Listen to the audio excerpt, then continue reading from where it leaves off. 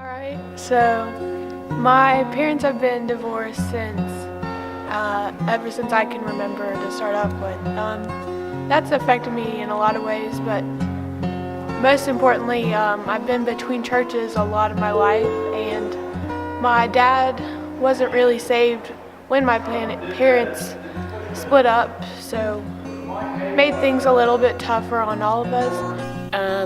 Well, I've been going to church since pretty much when I was born, but I've grown up in church, and really I was saved and baptized when I was 7. I came to Jesus when I was 4. I got baptized when I was 5. I was not raised in a Christian home. As a child, I was not taken to church.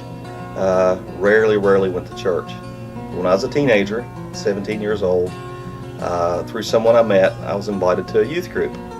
One day he was saved in his church, which, you can always tell a really big difference in somebody who's been saved that you've known for a long time.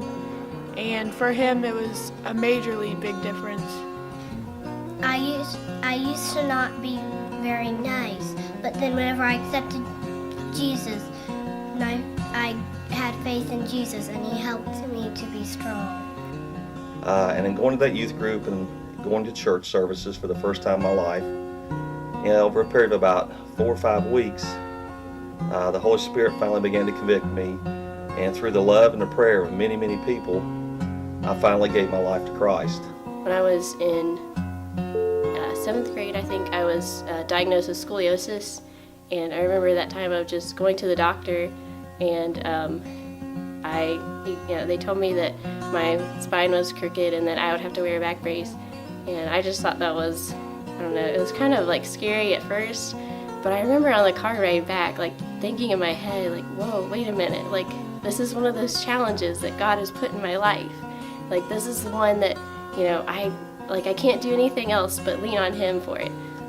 Knowing that there's something out there that can change you that much, to make you that much of a person better for God, and to change you in a way that makes other people see it too. I could just tell that I needed that. People have been seeing the difference shining through me. Really, hearing everyone else's stories in college, I started to think like, well, maybe, my story's not very powerful, as you have people who are saying, oh, I went through this really hard time, like I was in all this stuff and these, drugs and alcohol and everything, and then God turned me around, and how powerful that sounds when God can bring you out of something like that. And you just think, well, was my change really a big change? Because I didn't have a huge transformation. I mean, I was 7, so I can't transform that much. I'm not, I wasn't in anything that horrible, but I just, there's one moment where I just, had to stop, and God just told me, your story's not about you, it's about me, and, it's still powerful, no matter what your story is, no matter how you were saved.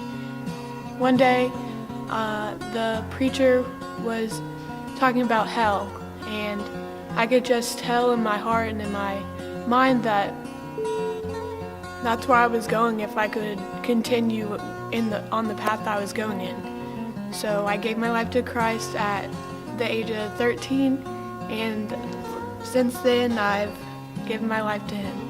That's been almost 45 years ago, and it's still a day I remember as long as I live. I'll never forget it. It was on a Wednesday night after a youth service, and that's my story.